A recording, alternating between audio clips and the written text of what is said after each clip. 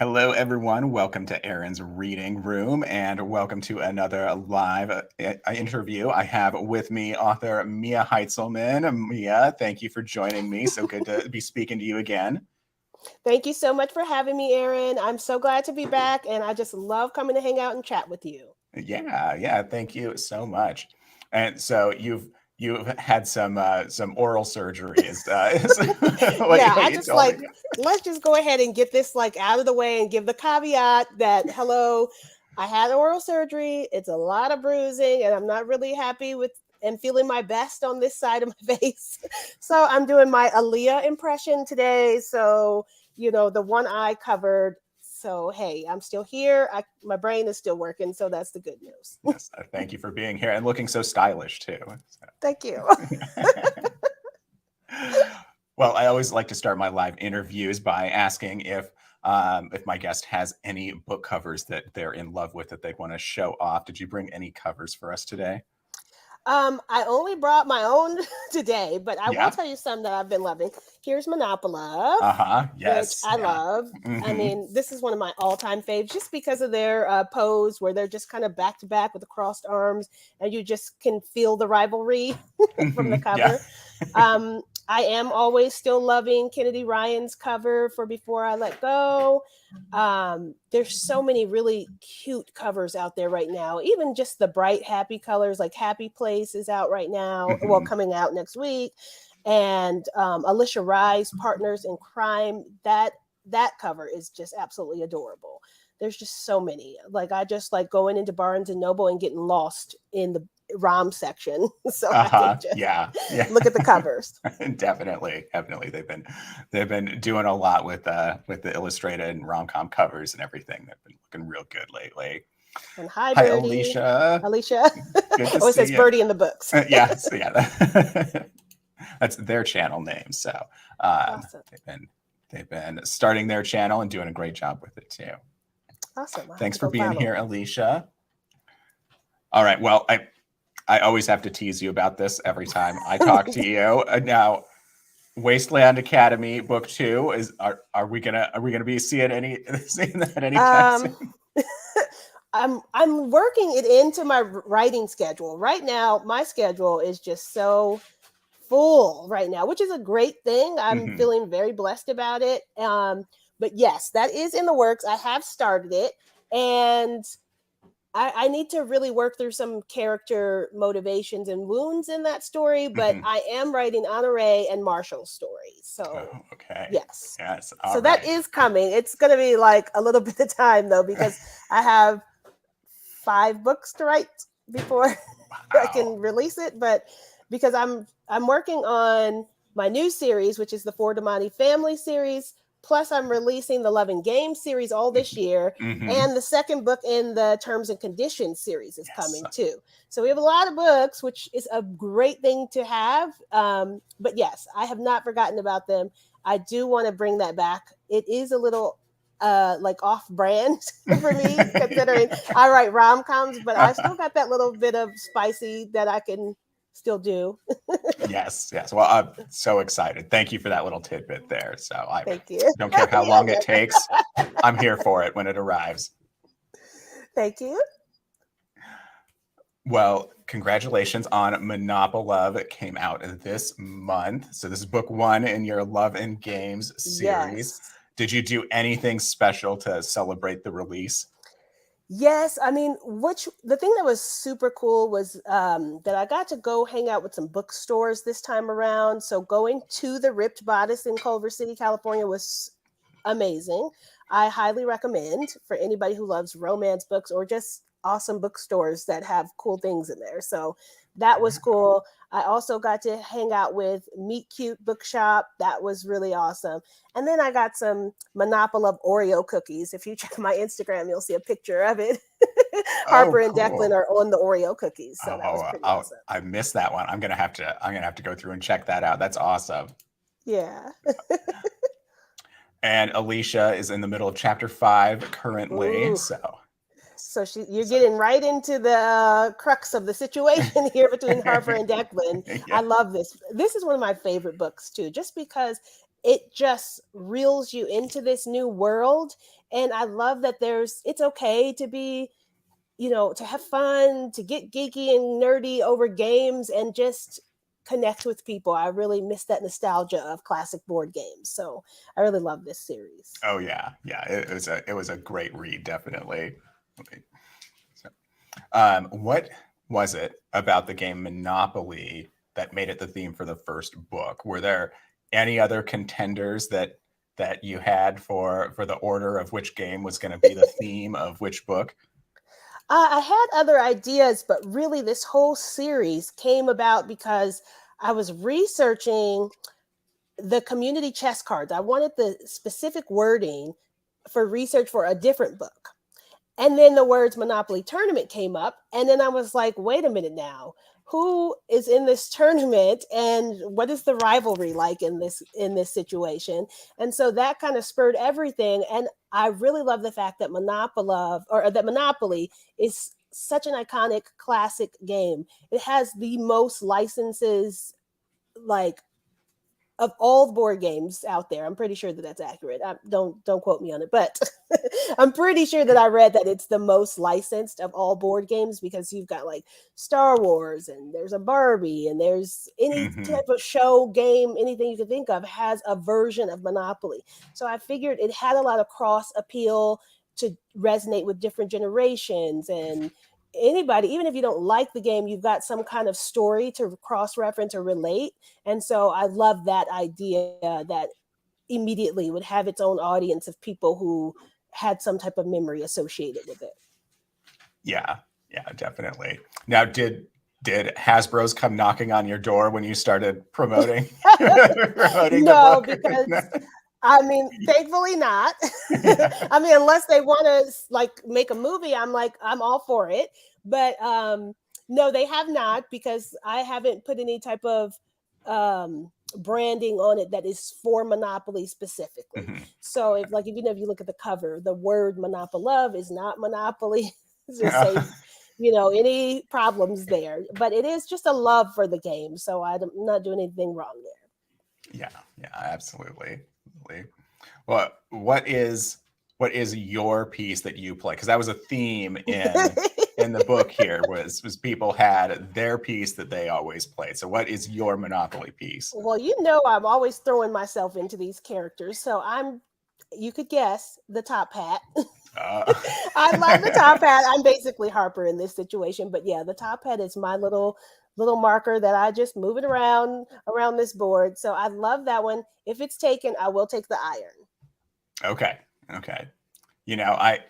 I was thinking about this as I was reading, and I was like, well, I don't have a favorite piece, but I think I do gravitate towards the wheelbarrow more often than not. Oh, you are of course, a wheelbarrow Walt. I was like, I'm the antagonist here. Okay. Yeah, I mean, the wheelbarrow is cool. There's nothing wrong with the wheelbarrow.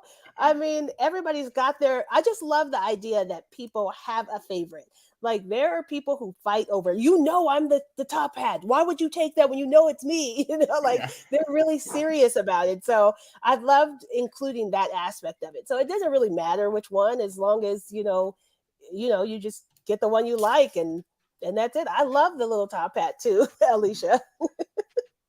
Oh yeah. So definitely tensions can be raised before the game even starts. Oh yeah, there's like house rules, and people are like arguing about what we're gonna do with the money from free parking, and I mean, there's all kinds of things, like if you cheat or how much the banker can skim off the top. There's all kinds of funny little stories like that. I love that too. That there was a little part in there where Declan was like, yeah, Harper, embezzled a bit from the bank here and there. Exactly. It happens. Look, I mean, you could stick that extra $500 under the board and you're good to go for emergencies. You think the game is over, fake out, I'm not bankrupt because I got $500 right now. Yes, right. So the house rules in the book, are those your house rules that you play? Well, sadly, nobody really wants to play with me just because it takes too long. Monopoly is It one of does, those games that could it does be take a like while. it's like a slow burn game. You could be playing for hours, you could put it on hold and come back months later, but nobody really wants to play, sadly, unless, we've got a big group of people and then, somebody cheats to win. Yeah. or or it's just attrition and someone Yeah, lasts out everyone else that just decides to throw in the towel. exactly. That's funny. I think I've told you this story before, but I have two good friends that we occasionally decide to start a game of Risk, and we've never Oh, we've never finished a single time because it always gets to a point in the game where someone gets so angry that the board just gets thrown, and that's the best kind of memories, though. I love that kind of stuff. And I think that we're going to see a lot more gravitation back to classic board games, too. Like if you like D&D, Dungeons and Dragons is out in the theaters. You've got Monopoly, you've got Risk. There's so many, and Clue, too. There's so many games out there that have so many fond memories, and they helped with human connectedness. So I think we'll get back to that at some point. I love a good game night, a big, loud, boisterous, argue over the top, Oh yeah. game night. Yes, absolutely. I don't know who doesn't. Yeah. Well, you created your own little has language, is how I'll put it, for this book. Did that come to you naturally, or did you just have a moment where you're like, "Oh my gosh, I can do this whole little thing"? I mean, I don't think it exists. I'm pretty sure I made it up, but I'm sure there's people out there probably using some portion of the language, but I've been calling it Monopolingo, and I feel like it could, really catch fire, hopefully. Maybe spur some fan fiction or something, Uh-huh. and we might see some more has bromances or has brothels or whatever else people want to come up with. I love it though, because it's just fun. It is. It is. It added a nice touch to the game when we get a new lingo term thrown out Yeah. there. I saw the title of the sequel, and I'm so excited. Yes, like trivialized Yes. pursuit. Yeah, Let me just tell you, this book is coming so fast. I We are know. already less than 3 months away. It comes out on July 6th, but I'm like torn to say which book I love most in this series because each character holds a little something special to me. Rox is Harper's sister from Monopoly, and she's again a little piece of me, but she's a list making, regimented, just logic and numbers person who just needs order in her life. And of course, she's gonna fall for Murph, who is a player who does not want to settle down, and he's just very casual and carefree. So it's the best. It's going to go from just friends to lovers. So yeah, I'm excited about this one too. I'm Oh, about to start arcs pretty soon here. excellent, excellent. Yes, Murph fancies himself a player, right? But we Yes, we know what's going on in his head, right? We got a little clue in exactly. that. Yeah, he thinks he's so tough. You're just gonna be just a little teddy bear, just cinnamon roll, and nothing you can do about it. Yes. Hello, Denise. So good to Hi, have you here. Denise. Thank you for joining us. Thank you for coming. And just a little tidbit, Denise is going to be the guest on this show next month. So prepare for that, Wow, we got everyone. to get ready. We got Yes. to get ready because it's going to be thrills and chills with Denise. Well, let's get into Harper and Declan a little bit here. You have Okay. story threads with both of them that involve their parents. And so you have Hmm. this kind of parental love element. And it was making me think like parental love like can't help but be misunderstood by everyone. Like it's like I, Exactly. I misunderstood it from my parents. I know my children definitely misunderstood it from me. And so where's where's the how do you balance that line in romance for you as an author when trying to write those relationships? Absolutely. I mean, I just feel like a lot of people, they pull their references for romance or for relationships from what they've learned from their parents. And so we kind of see a highlight on that for both of them, because with Harper, her dad is getting married for the fourth time. So she's feeling replaced, and just like she's bringing the new version or the newest option, the new kid, and all this kind of stuff. So she's not really feeling as special, even though his love for her hasn't changed at all. Mhm. He just wants to be a part of her life and have her be a constant in there.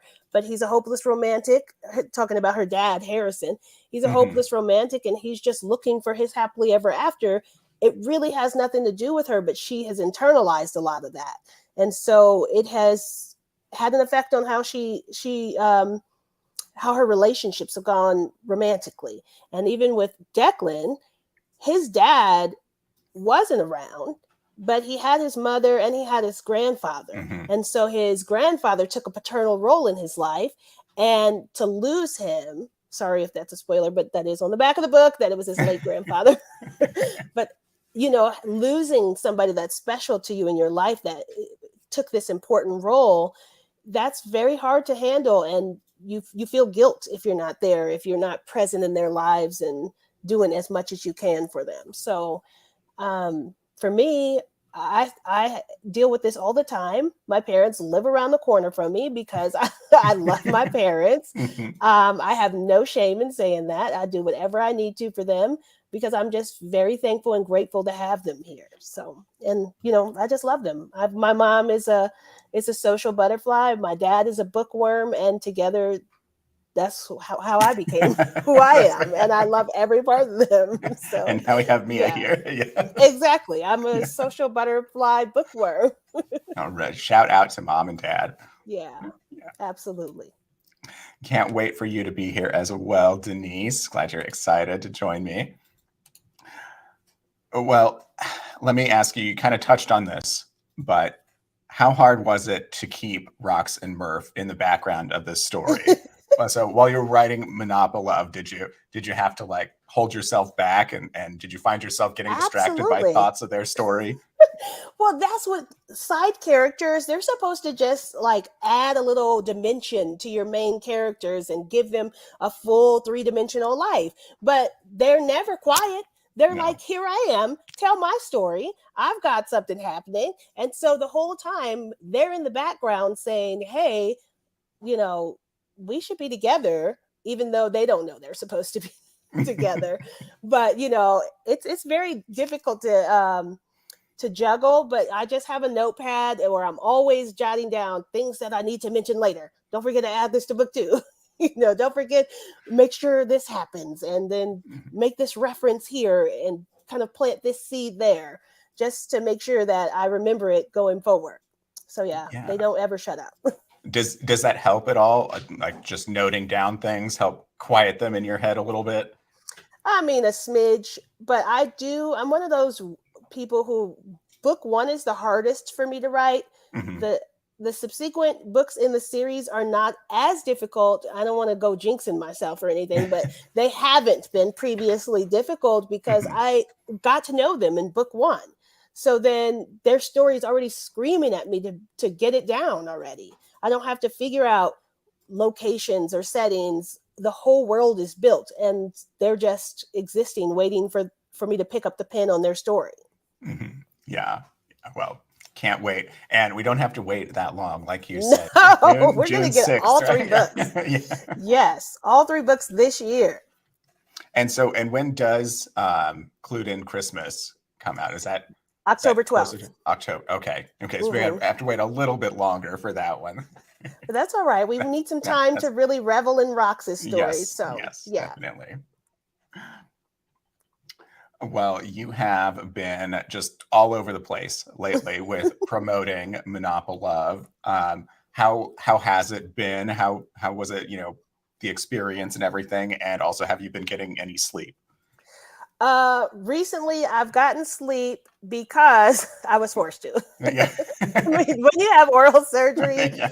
like, you just better slow down. I feel like sometimes that's a little divine intervention coming in saying, slow your little busy self down and just relax for a minute.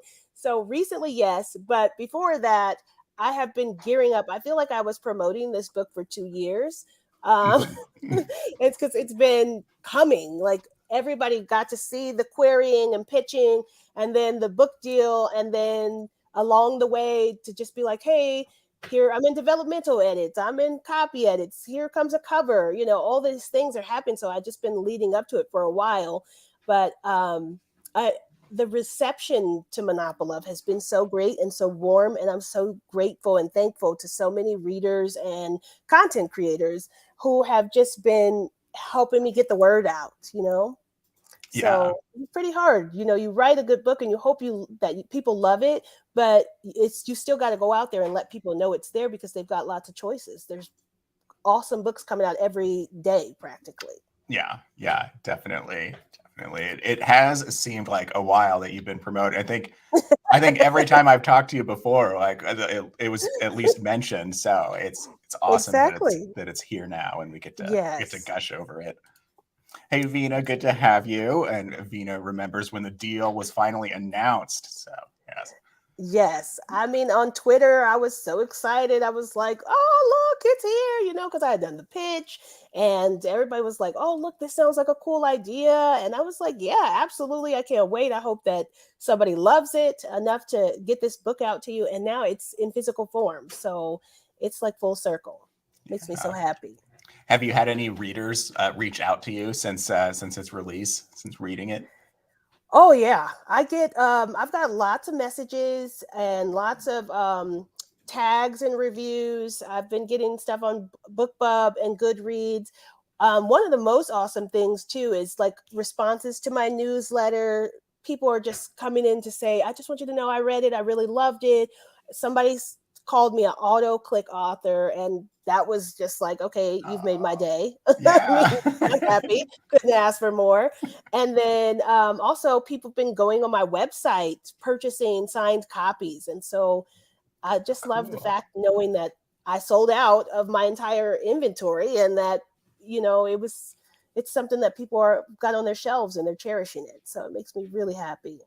Yeah, well, congratulations. Yeah, it's great to hear that it's doing well out there. I mean, it's no surprise to me, but oh, thank you, Aaron. Well, since we're talking games, I think it's only right that we play a bit of a game here. So I'm going to give you a 2-game choice. And I'd like you to tell me how Harper and Declan would decide what to play. Ooh, and why would they be playing that. Okay. So, all right. So the first one is Battleship versus Operation. Okay. Automatically, Declan is going to choose Battleship because there was a reference where they wanted to watch the movie. I mean, she just wants to keep watching The Cutting Edge. And he's like, can we get like a battleship in there or something? Can we try something else besides The Cutting Edge? So right off the bat, he's going to choose that. She'll go along with them and then probably make him watch The Cutting Edge after. Oh, okay. Yes. Yeah. Fair enough. I think that makes sense. All right. Connect 4 versus Jenga. Ooh. Okay. I'm going to be a little steamy on this because I'm going to go with Jenga. And again, they would probably turn it into like strip Jenga or something. Like you have to remove an article of clothing. Oh, yeah. Because they like to have fun. And it's like, okay, just remove one article and then we'll just have fun in the middle of the living room. Because there's no furniture or anything right now because he was just redecorating the house to get it ready. So it was empty. They were playing on the floor. And so, yeah, there's room for some Jenga and some strip Jenga. Excellent. I'm sad that we didn't actually get this scene now. I know. Maybe I'll have to write like epilogue or something. Yeah. A little special in the newsletter. But we do get to follow Harper and Declan. They don't just go away after book 1. So you'll get to see them in all 3 books. Oh, excellent. That's we readers love our little callbacks to the previous couples. We need to know how they're doing and what they're up to. Exactly. I mean, you're all involved in their lives now. You got to know how it ends. Yeah. Okay. Sorry versus Trouble. Wait a minute. Trouble is the one that pops. Yeah, it has the Okay. pop.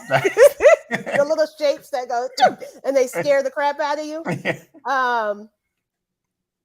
Wait, what was the other option? Trouble or what else? Sorry? Sorry and Trouble. I feel like they would go with Sorry. Just because there's like little game markers and they can claim colors and that kind of stuff. There's no sexy moment or anything to go with it. I just think they would choose that.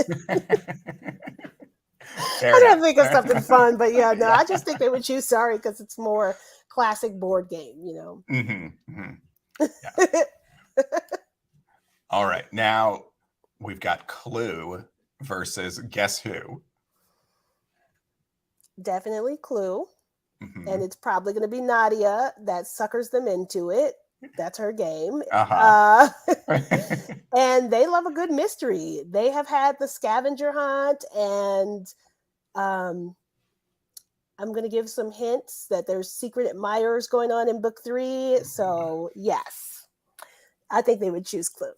That okay, that's very fitting, obviously. So so excited about that, is solving the mystery. Looking forward to it. All right, this is a fun one here. So Hungry Hippos versus Twister. Oh my God, I love both of those games. Maybe just, I mean, I think Twister would be sexier if they were in a sexy mood, but I just think Hungry Hippo is so fun just because they're so competitive and you just like slamming that thing trying to get those little balls going out of control.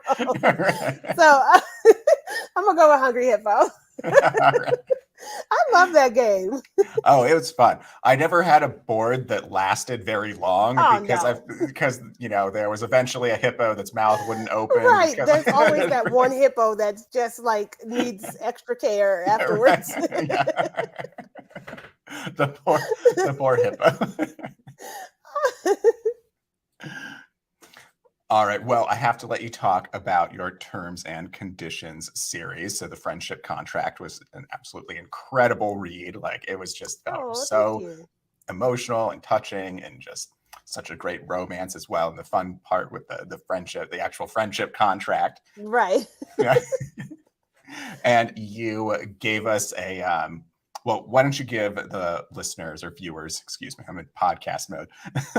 Viewers. You are a renaissance. You got everything. You got the podcast. I got too many things going on. That's a good thing, though. That's a good thing. So, can you give us a quick pitch for the Terms and Conditions series and the Friendship Contract? I mean, I love a good found family situation. So in this series, you've got Allegra, Damon, and Leah, who've been college friends for years, and now they're legal partners in their own firm. And so in the Friendship Contract, we find out that Allegra, who thought she was getting proposed to by her then boyfriend, is not getting proposed to, and now she's moving out. She's gonna end up at Damon's house, and their friendship is going to get tested by the hidden romance that's been lingering just under the surface for about 12 years. And then in book 2, we're going to see what happens with Leah and her nemesis, Brandon.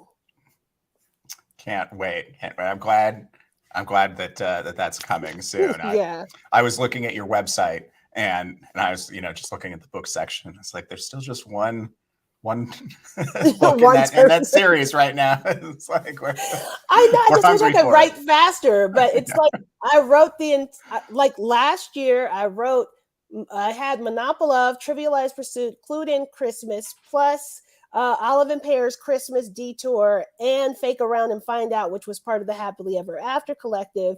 So it was just a lot of books. And so I was just trying to see when can I fit in and still turn in my contracted books this second book. And then I got the next series with Thule that's coming, the Fortamani family series that's coming, and that's coming. So it's just like, just trying to get some time to get them all written, but that one is a top priority right now. Well, see, I'm not the only one that has a lot going on, obviously. So. Yeah. Yeah. So it is a top priority at this point. I'm actually trying to finish that next. Okay. Well, I'm not coming after you or anything. You get the books It's out. okay. I'm coming after myself. however long it takes, we'll be here and we'll be ready for them and we'll love them. Thank you. Well, so the next question, is there anything else you're working on right now that you can tell us about? What can you tell us about this new Thule series? Okay, so the Fortamani family series, they're Black and Italian, and it's 3 brothers and a sister who are all in charge of this vineyard and winery. And in book 1, we're going to meet Dante, who's the second oldest brother. There's Stefano, Dante, Chiara, and Marcello.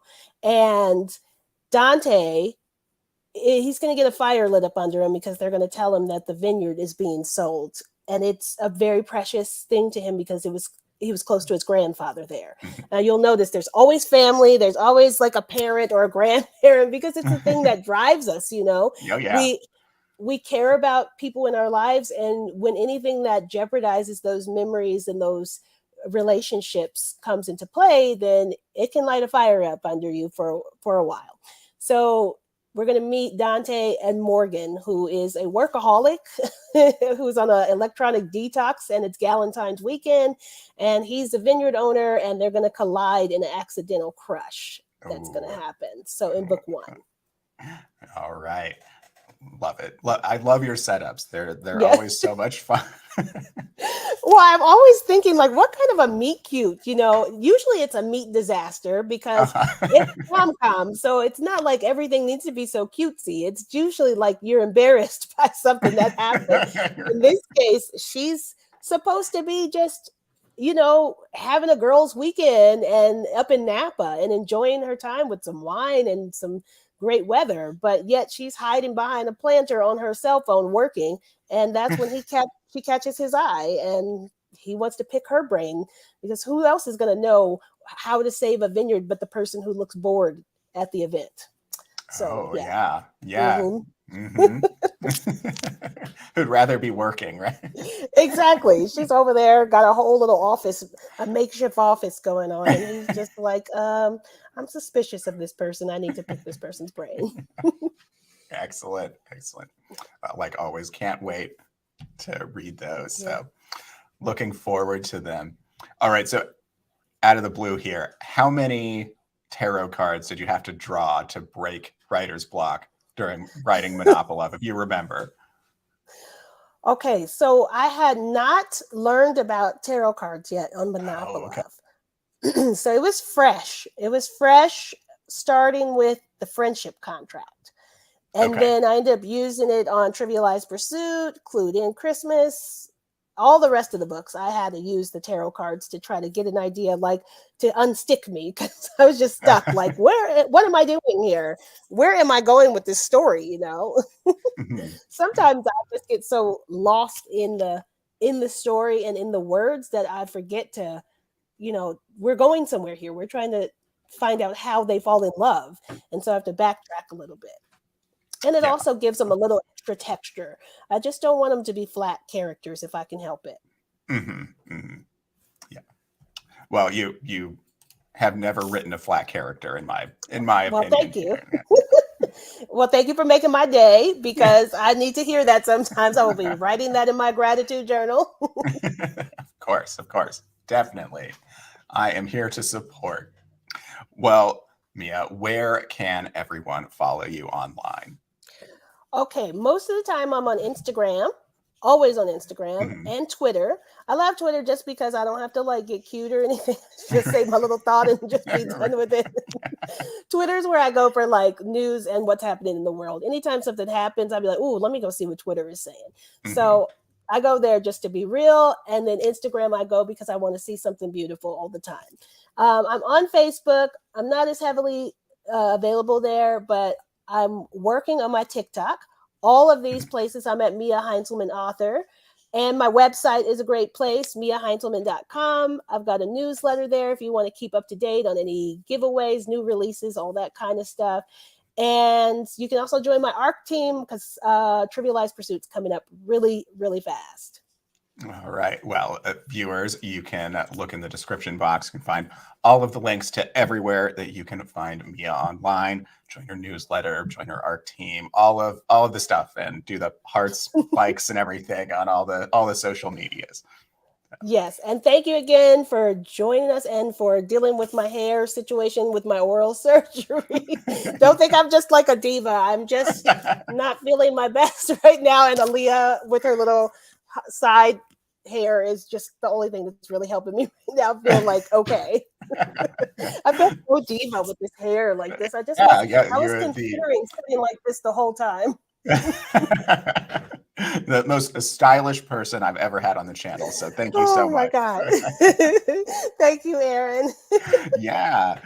Well, and be sure to tune in next week. I think it's next week. Yes, it's next week. Yep. The Reading Room Book Club live discussion of Monopolove by Mia Heintzelman. That's awesome. That's on Monday, April 24th, 10 p.m. Eastern, 7 p.m. Pacific. So hope to see everyone there. Thank you for joining us live here. And if you're watching on the replay, thank you so much. And we will see you in another video, everyone. Have a good night.